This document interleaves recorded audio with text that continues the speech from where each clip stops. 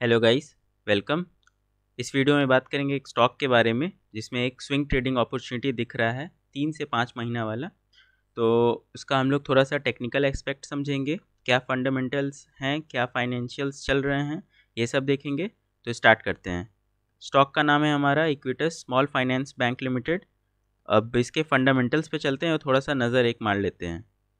तो फंडामेंटल्स पे अगर आ जाएँ तो आपको दिखेगा यहाँ पे, क्वार्टर पे सेट कर लीजिए यहाँ पे।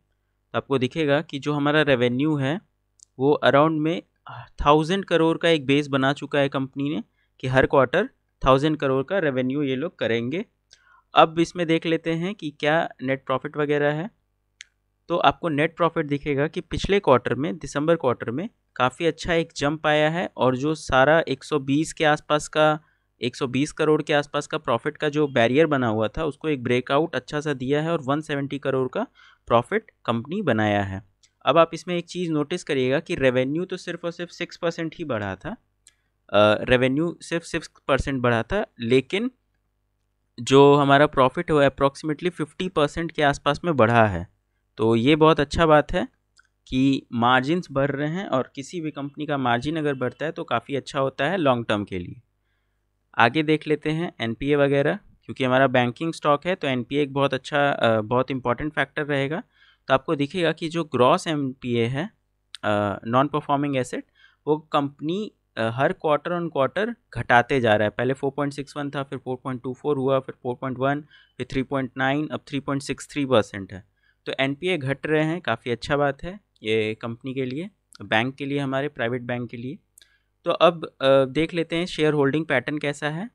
तो आप देखिएगा कि जो प्रमोटर्स है काफ़ी अच्छा एक स्टेक 74.5% का लेके बैठे हुए हैं, और डीआईआईज भी काफ़ी अच्छा इस पर अपना पकड़ बना के रखे हुए हैं। 15% के आसपास में कंपनी का डीआईआईज के पास में है।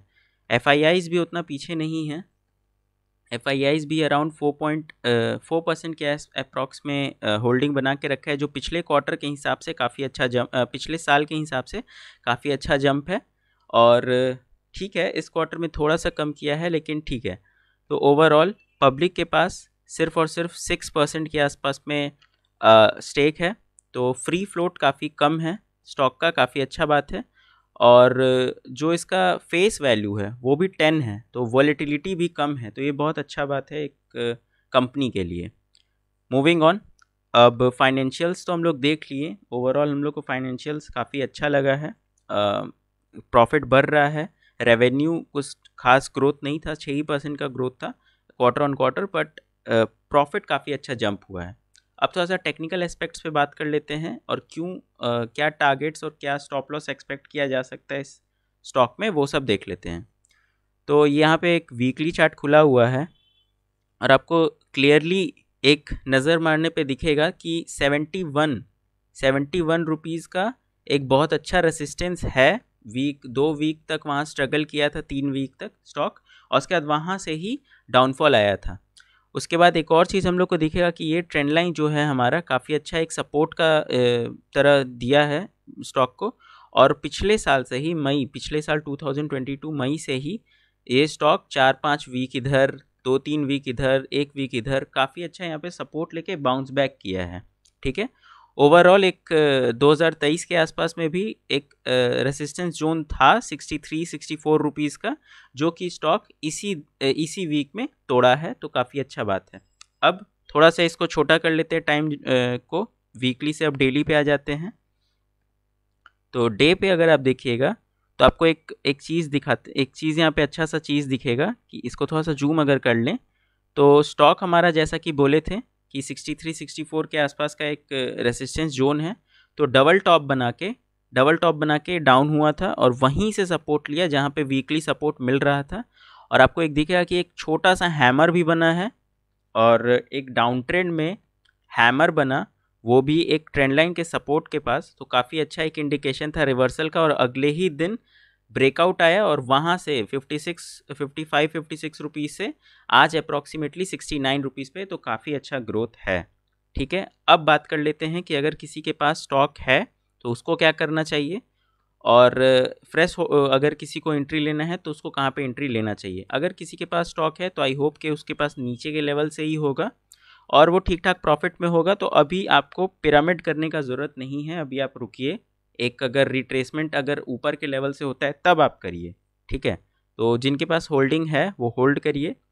दूसरा, जिनको फ्रेश बाइंग करना है वो चाहें, अगर सेफ प्लेयर हैं तो वो प्रॉपर जो इनका रेसिस्टेंस था वीकली पे 71 रुपीज़ के आसपास का, उसके ऊपर वीक में अगर क्लोजिंग आ जाए 71 रुपीज़ के ऊपर, वीकली क्लोजिंग आ जाए, वीकली अच्छे से सुन लीजिए, वीकली, तो आप इसमें आराम से एंट्री ले सकते हैं और एक्सपेक्ट कर सकते हैं 80 90 100 रुपीज़ का भी टारगेट का, ठीक है।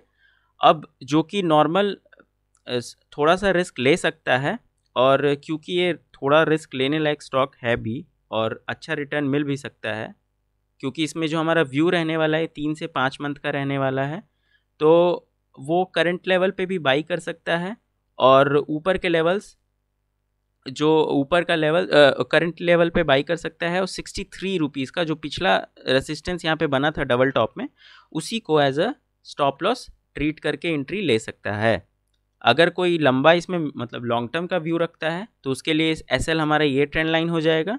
और अब हम लोग एसएल का तो बात कर लिए कि शॉर्ट टर्म में 63 64 रुपीज़ का आसपास का एसएल रहेगा, 62 63, और जो लॉन्ग टर्म के लिए है वो उनके लिए ये ट्रेंड लाइन एसएल रहेगा। अब बात कर लेते हैं कि ऊपर के टारगेट्स का क्या रहेगा।